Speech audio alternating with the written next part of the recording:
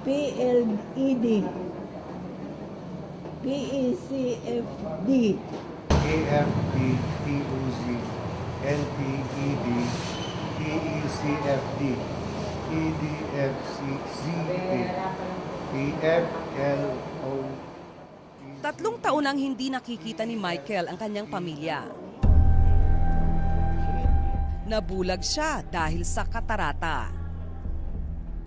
Libre ang operasyon dito sa ospital ng San Antonio.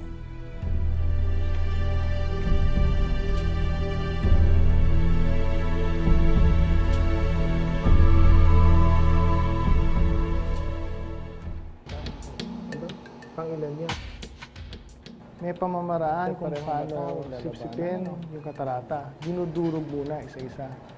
So, kumbaga sa pizza, hinahati-hati siya ng maliliit, no? Tsaka siya sisipsipin.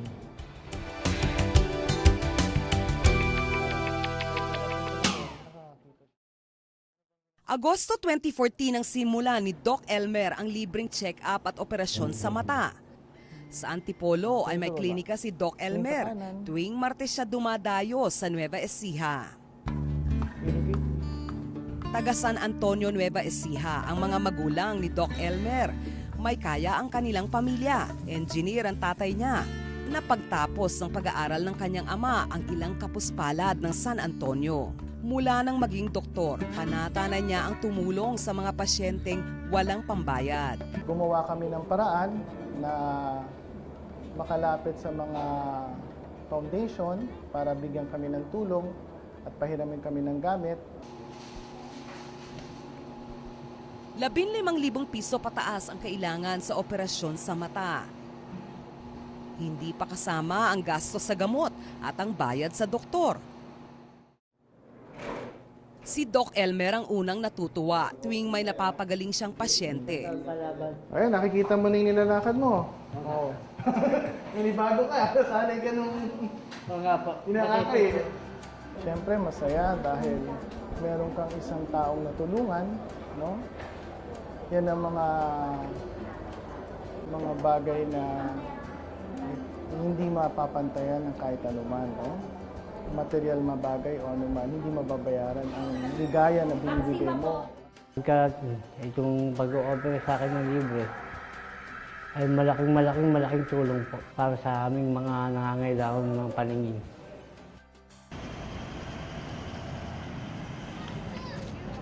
Sa Examiner Street sa Quezon City, may tulad ni Doc Elmer na mabuti ang kalooban. Ikaw na! Hindi ko lahat ng kakayan dito. Si Benji, mas kilala bilang Mang Urot, ang sagot sa ilang sikmurang kumakalam. Kahit umuulan, tuloy ang feeding program ni Mang Urot. I was walking along Quezon Avenue. Punta ako sa isang restaurant ay may celebration ng birthday. Nakita ko 2 bata kumakain ng manok. Katabi niya yung basurahan. Naisip ko galing yung manok doon sa basurahan.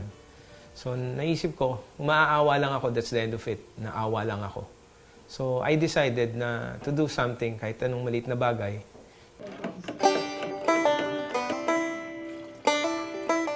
Mayo 2012 nang simula ni Benji ang karinderya ni Mang Urot.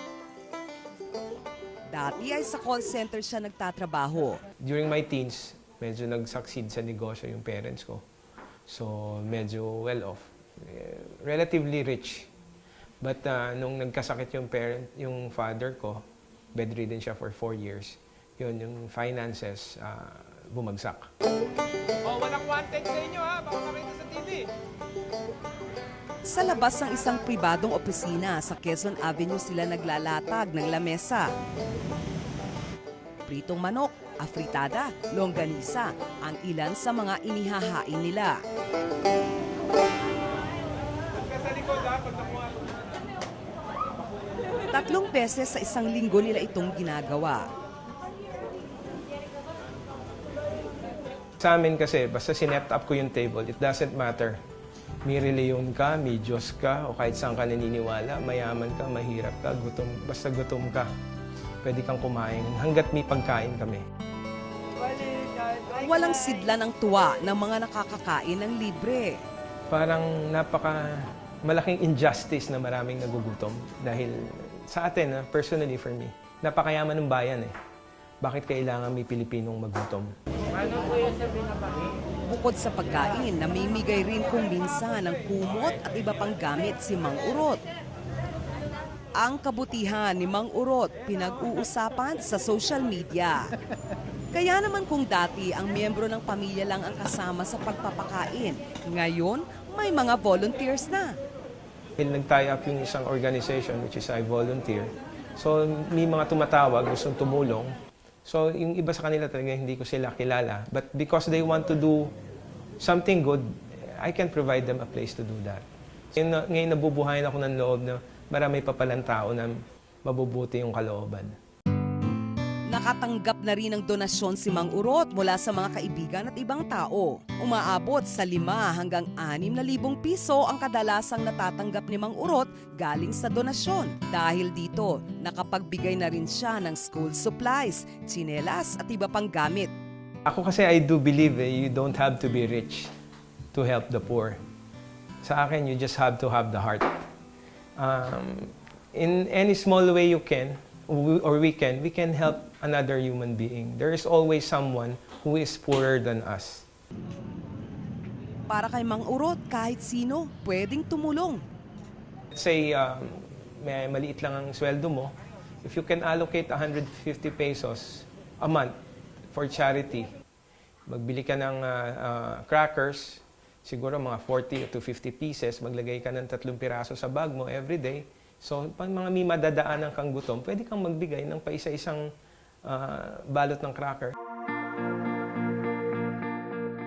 It only takes one smile to offer welcome, and blessed be the person who will share it. It only takes one moment to be helpful, and blessed be the person who will spare it. It only takes one joy to lift a spirit, and blessed be the person who will give it. It only takes one life to make a difference, and blessed be the person who will live it. Sandamakmak ang problema ng bansa. Mahalagang mamuna, maging kritikal at maging bahagi ng pagkilos para igiit ang pagbabago. Pero dapat maging bahagi rin tayo ng solusyon at pag-aksyon.